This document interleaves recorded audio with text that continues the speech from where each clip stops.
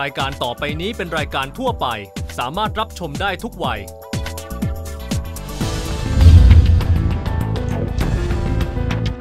Really, actually, the funny thing for me when I watch these videos, because they even videotaped the first day speech that he gave to the staff in the apartment.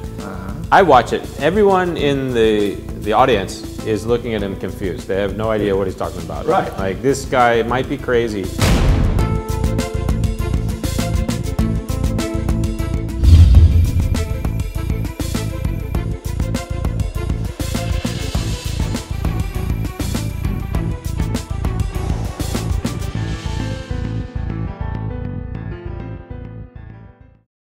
สนับสนุนโดย AIS ใช้ชีวิตได้มากกว่า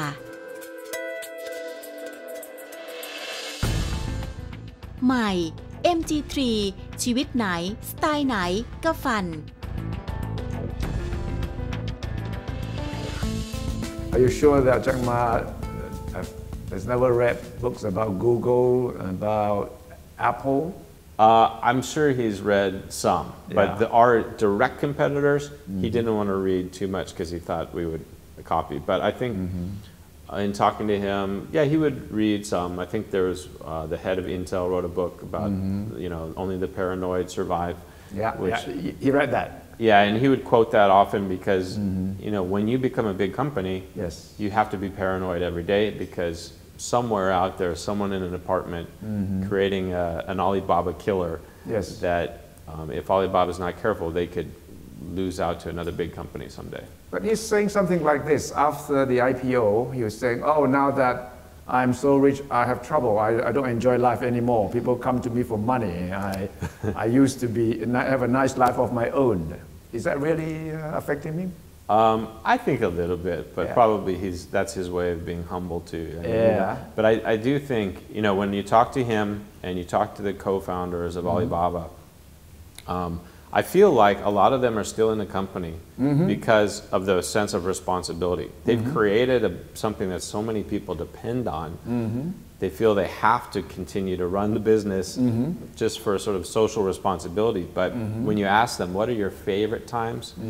You know, maybe they're just being nostalgic, but their favorite times they talk about were the times that they're sitting in an apartment, after a long day, playing cards and eating out of a, you know, box lunch with a dream. So one of the things I tell entrepreneurs, I think, is savor that moment when you're still chasing the dream, because the whole process is so fun. Sometimes it's more exciting to have the big dream than to even realize it. And so now they've got a responsibility to run the company, whereas before they could just dream of building it.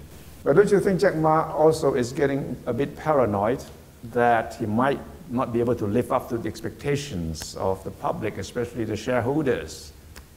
I think he probably wants to manage expectations. And so I've noticed after the IPO, he was almost talking the company down a little bit. You know, talking about this. You would think most CEOs in that situation would talk about how great they're going to be, even bigger. And I think he was talking down expectations because he'd rather be the underdog than the big company. I mean, one of the reasons Alibaba waited so long to have an IPO, you know, 15 years, was because we didn't want to be pressured by Wall Street. It's so hard to resist the pressure. Every day you go, someone's asking about the share price. And 15 years, I think he would have waited longer if he could. And I almost wish he would have waited longer because it's so nice to be a private company where you really have to answer to the customers. Especially if you want to look long term and you don't want to be under pressure, quarterly pressure of the Wall Street, right? So that's why they built their management structure as a way to insulate the company from a lot of the Wall Street pressure. So why did he decide to go into this IPO?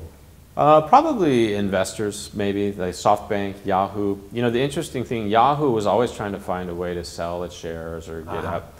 And actually, I think probably they wanted to cash out a little bit. Maybe it was pressure from the major investors. Were there any bad moments for you with Jack Ma? There were tough moments. The good times, but what about bad times? I mean, for me personally in the company, it wasn't so much with Jack Ma, but there was really tough times for me in the company. And I would say the toughest time for me was when, for a while, I was the only foreigner on my team. and I lived in China, so it was easy to work in this environment. Right. But then I built a team and hired a bunch of Western managers reporting to me. But they didn't have experience in China. Yeah. So I found myself caught between the Chinese management and the foreign management. Yeah. And that was really tough. It was like being the cartilage between two bones, that would destroy each other. How did you solve that problem?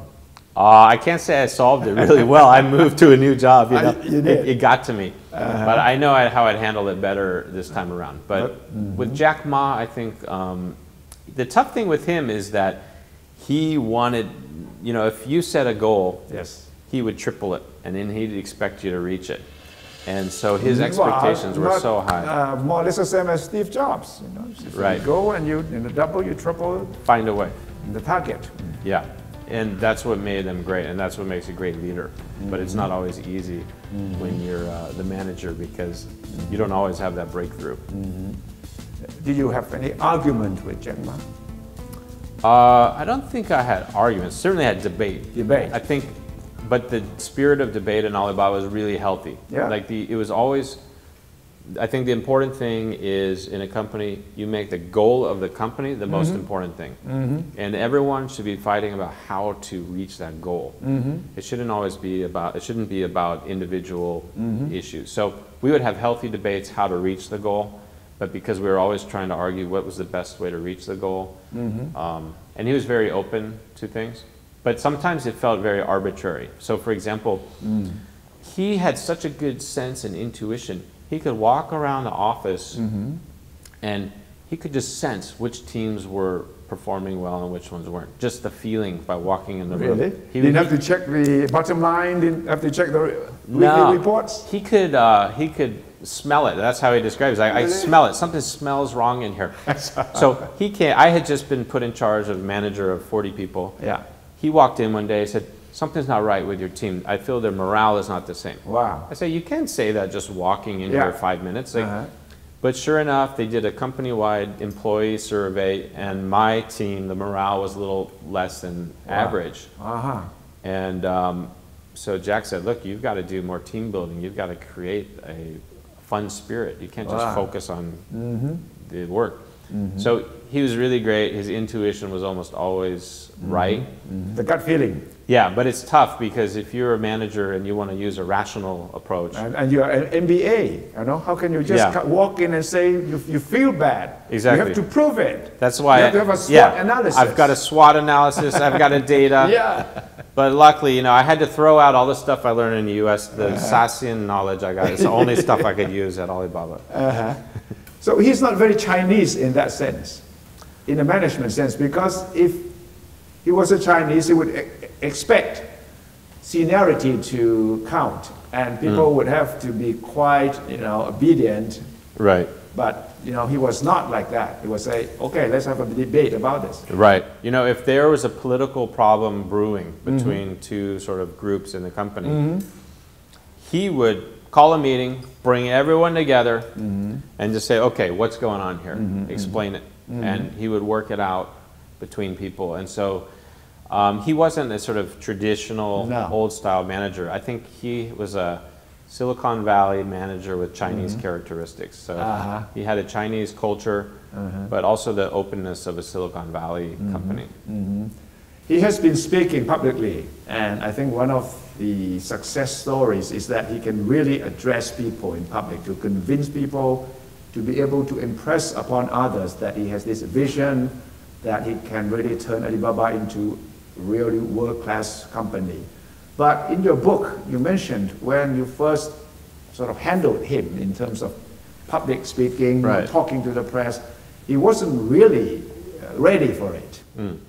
Yeah, one of my first, I had 8 different hats at the company. One of them was as the head of the international PR. Yeah. So I would have to travel with him to conferences and, try to brief him on different things, what to say.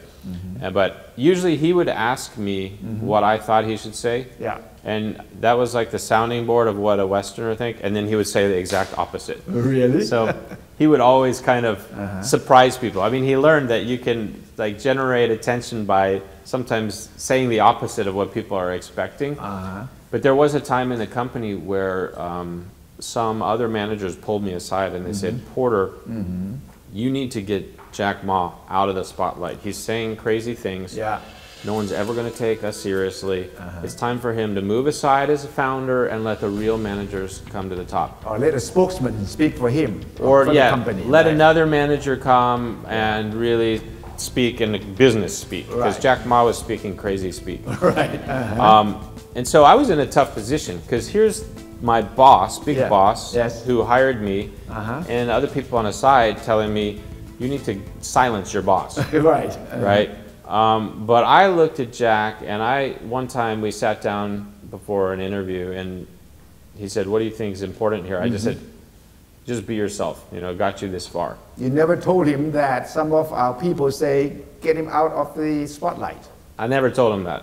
If he reads the book, he'll see that. He will see that, He'll right? see that. But I never mentioned that to him. I didn't want to create a bunch of... No, but did he have a prepared text every time he spoke? No, never. There was only... So no one wrote his speech? He would show up at an event and look around the room, smell it, what's the feeling here? Yeah. And then he would maybe write down 5 notes and then go and give an hour-long speech, entertaining people and just going from sort of one topic to another. But he didn't really have one message. He went from one message to another, and it could be quite confusing. Well, he described it like the internet. He would say, I talk like the internet, like a linking here, linking there. But somehow he brought it all together. I mean, he's a really talented speaker. Right. The only time ever that I was asked to write a speech for him was when we hosted Bill Clinton at a conference. Yes. And he came to me and said, Porter, this is the only time I'm going to need your help.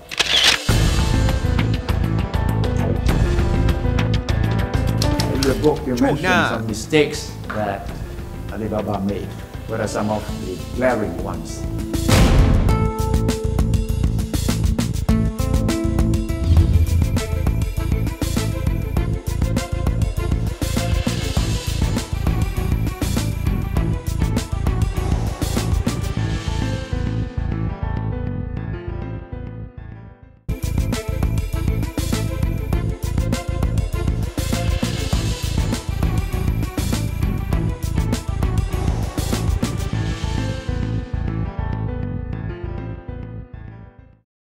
สนับสนุนโดย AIS ใช้ชีวิตได้มากกว่า But he didn't really have one message. He went from one message to another, and it could be quite confusing. Well, he described it like the internet. He would say, I talk like the internet, like a linking here, linking there. But somehow he brought it all together. I mean, he's a really talented speaker. Right. The only time ever that I was asked to write a speech for him was when we hosted Bill Clinton at a conference. Yes. And he came to me and said, Porter, this is the only time I'm going to need your help. Can you please write a speech to introduce President Clinton? Because he didn't want to mess that one up. Yeah. And he read your... So he read it, but he kind of stumbled through it. I think he still preferred just to be naturally himself. Does he use a teleprompter? No. He would just speak. I mean, really, sometimes he would get up with no speech and just speak from the heart. So he was an English teacher for 5 years as an English teacher. Yeah. That might have been quite useful for... It's really useful. You get used to keeping a class entertained and also looking in their eyes and know when people are getting bored. And so that was good training for him. So the best way to become a billionaire, start your career as an English teacher. That's what I tell him. Yeah. But his English is not perfect. Did anyone try to correct his grammar? Not so much. His English wasn't perfect, but... it's very good. I can sense that because he was an English language teacher, and I think he didn't really make that many mistakes. Well, I mean, the point he said, because we were running an English language global website, and so, Americans would come into the company, and we would find errors on the site, like, oh, this isn't perfect here. But what we realized, our customers, they communicated in broken English anyways. So the more important thing, communicate your message, not have perfect English. Alibaba started as a Chinese company. Now it has become a global company. The Chinese character, how important is it from now on for Jack Ma? Does he still need to keep the Chinese, not only the market, but the character the management style or the identity? Yeah, they always had as their goal to be a global company, and that's one of the reasons I joined Alibaba and not another one, is they had the most global mindset because the team was made up of English teachers and English students. So my counterparts at Alibaba were always curious about the West, and I was curious about China, so we could meet halfway. The culture was definitely very Chinese. Yeah. So there were times, where there was like 10,000 of us in a stadium and people were doing performances and singing songs. I looked around, I said, I wonder what my MBA classmates in the US would think to see us like holding hands and singing songs, Yeah. I don't think it would work. So I think you can build a global company, but the teams in different regions can have their own way of doing things. But the one thing that should unify the whole company is the same core values, which are universal, So Alibaba kept its small apartment culture and grew to 25,000 people. I think a secret was they found a way to build the shared values into the company structure. So you think Alibaba will remain Chinese, even though it's getting to become a global company? I think their heart and soul will still be Chinese, but I think they can be global. Just like there are a lot of Japanese companies that are global, Thai companies that are global. Maybe the headquarters feels very heavily influenced by the home office culture, but they're able to bridge globally. So I think they will always be a global company based in China.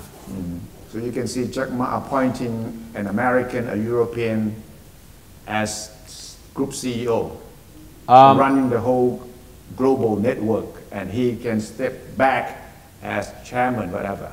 I wouldn't rule that out if the company grows even bigger, but because so much of their business is in China, and I think because the government relations, it's good to have a Chinese leader there that can work with the local government. My guess is for the next 20 years, it'll be probably CEO from China, but they've recently hired some really senior level managers from the US, so they'll continue to be global, but it's probably important at this stage for them to continue to keep a sort of Chinese leadership. In the book, you mentioned some mistakes that Alibaba made. What are some of the glaring ones? Yeah, a big one was that we grew too quickly. So a difficult time for any startup is to go from an apartment where you can see everyone face to face every day to suddenly 100 people. And we grew too quickly, hired people too quickly, so much so that at one point, some people would show up for work at Alibaba, sit at a desk, and they wouldn't know who their boss is, who they report to. But they're too afraid to tell anyone. Yeah. So they just working at a desk for a week until someone finally said, hey, why don't you come work with us? So we grew so quickly. So it's quite chaotic in the beginning. Very chaotic. Even in your case, when I read your book, when you were hired, there was no real interview, no checking of your background. You just, he just asked you when you can start work. Right. Is that? It was just a gut feeling. And, but I think in about 2000, when the internet bubble burst, suddenly Alibaba had to be more disciplined in its growth. And that's when we had after expanding too quickly, I went with Jack and I talk about all the details of what it was like to go with Jack to Silicon Valley to lay off our staff there. And then we brought our company back to China, and I would say saved it. We saved the company by cutting back in the short term in order to grow in the long term. Did Jack Ma make that decision easily? To sack people, to downsize? I don't think so. That was a decision he should have made months earlier. But so he delayed his decision. He didn't know how to say no at that point. When you're just co-founders with a dream, you just want to make everyone happy. So he didn't know how to say no. Now, he has learned that now? Has learned how to say no now? Yeah, and that's the one time I saw that his confidence was shaken, is when he had to face up to that. But then he really transformed from being a sort of just a friend to a boss. And that's really important for a startup, is making that transition. Documentary that you made, Crocodile in the Yangtze. Right. What made you decide to make that documentary? So my main reason I'm doing this is that I've made a documentary, made a book, is I was so inspired and learned so many lessons about business, but also about life.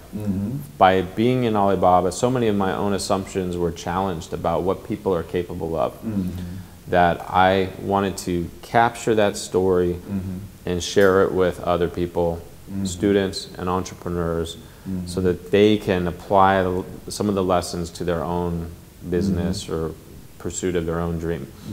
And so the documentary was basically where, after I left Alibaba, I really looked at how much video footage had captured the Alibaba story over 15 years. And I decided I wanted to tell the story.